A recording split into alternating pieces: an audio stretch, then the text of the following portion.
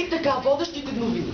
Днес се проведе пресконференция на въпроси, на която отговаряше кметът на Пловдив Иван Тотев. На всички въпроси той отговори относно неизчистения сняг по пътя и по улиците последният начин. Благодарение на снега, температурата на асфалта се понижи. Това доведе до минимум паразити по улиците. Бездомните кучета сега дори ги страх да излезат навън снега. Снегът запълни дупките по улиците, а в подземния свят плуховете и мишките понижиха своето КПД. Ето как без разчистен сняг градът е прекрасен. Нова новина. Митинг. Загоряни студенти се струпаха пред Народното събрание в София с викове: "Искаме секс!" Министър-председателят участваше в улична престрелка. Бойко Борисов е с 13 изстрела в главата. Мозъкът му не е поразен. Вътрешният министър участваше в благотворителен турнир. Наградата в турнира е чисто нов обслужен апартамент. За съжаление, министърът победен в финалната среща, неговата загуба доведе до сълзи в очите му, защото все още оставаше 12 апартамента. След като в Пловдив бе открита нова спортна зала, се забелязало, че на всеки 15 минути пада по една кухня от тавана. След като репортерите отишли на разпадащото се място, установили, че това е най-новото упражнение за щангистите. Падащите туфли попадали точно в раменната област на спортистите и по този начин те закаляват телата си. Пътно происшествие. Два охлюва блъснали предниците си в северната алея на парк Южен. Движението се разчисти още часове. Ново откритие. Български учени открили нов начин за премахване на аналното окосмяване.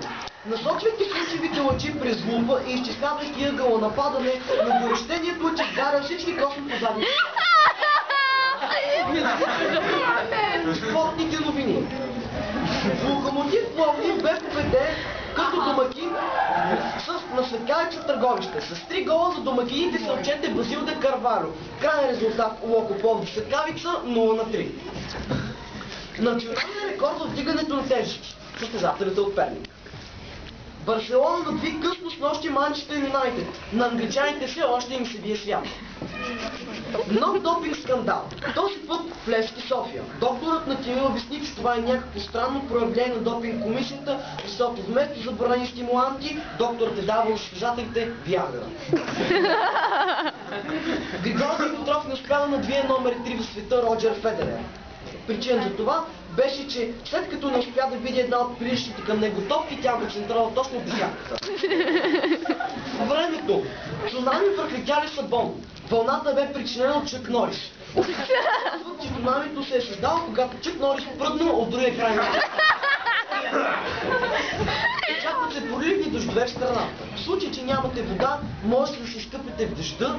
Очаква се да е обучно през цялата седмица. Новата ни рубрика Вицове. Дон Корлеоне бил на 12 години и пише писмо до дядо Господ. Какво иска за Коледа? Започва. Мили Боже, искам черен велосипед с лъскави калници. Късва листа и започва да мисли. Няма да стане, миналата година убихме един, ама той си беше виновен, защо трябваше да влиза в нашия район? Отново започва да пише. Господи, много ми се иска да имам червен велосипед. Пак къса листа нещо му хрумва. Няма да стане вчера участие в групово изнасилване. Ама тя си беше виновна. Защо не се съгласи да вземе пари? Пак започва да пише. Господи, къса листа отново. Взима статуетка на Дева Мария, заключва съндъка и започва да пише. Исусе, ако искаш отново да видиш майка си, не ми бил червен велосипед с калничка. Лейтенант на един кавалерийски полк излиза от отпуска и остава сержант Петров да го замества. Връща се след 2 дни лейтенантът и пита Петров как е положение. Петров: ами горе-долу е добре, лейтенанте. Ама добре или горе-долу? Еми, тук кучето, дето обигаляше между казармите, умря. Как така от какво умря? Ми, прияде от конски жили. Абе, какви с тия конски жили, бе? Ама той тук никой не умряха, нямаше. Какво умряха конете от това? Ми от претоварване. С какво ги претоварихте конете ви? Ми с вода. А каква вода, бе? Какви с тия глупости, която тази вода? Ми, пожар. Как сте направили този пожар? Какъв пожар, бе? Ми, запали са оръжейната, Иванов си хвърли цигарата в борута и гръмна всичко. Абе, Петров няма базика, Иванов не пуше. Вие да бяхте изгубили знамето на полка, щяхте да се хвалите. Футболист се прибира в къщи след матч и се хвали на жена си. Скъпа, вкарах 2 гола. И как свърши матчът? 1-1. Петел годи в кошка. Тя си мисли, ако спра, ще реши, че съм курва. Ако бяга много бързо, ще се откаже. Що не взема с пъна? 2 мутри се качват в една кола и спират в младост до един пазар. Това е София. Единият излиза пред един влог и крещи: "Заебала! Заебала!" Мутрата в колата вика: "Не бе, идиот, Изабела!" Иванчо и Марийка решили да правят любов, но понеже ги е било срам да казват пред техните, че ще правят секс, измислили кодова дума да перем. Един ден Марийка казала на Иванчо: "Хайде да вървим да се перем." А Иванчо говорил: "Аз вече изпрах на ръка."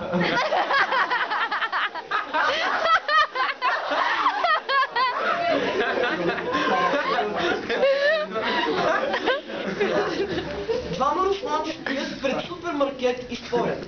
Този път ще взем 2. Как 2? Оня ден взехме 2 и не ни стигнаха. Взимаме 3. Как 3 бе? Вчера 3 и ни останаха. Взимаме 2. Не 3, не 2, 3, 2. И след дълъг и припрям спор решили да вземат 2. Влезли в магазина и поръчали 1 кашон водка и 2 репички. Двама старци седят в градската градина. Хранят птичките с трошички и приказват помежду си: "Абе, тия птици много приличат на нашите политици", казва единия. "Докато са на земята си задоволяват с трохи, пък като излетят на високо, те си изсират по главата." Един човек умрял и отишъл в рая. Там той видял голяма стена от часовници за Свети Петър. За какво са всички тези часовници, попитал?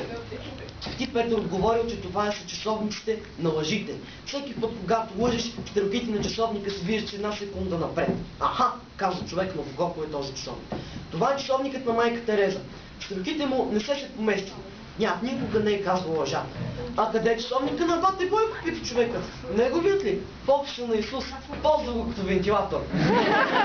Две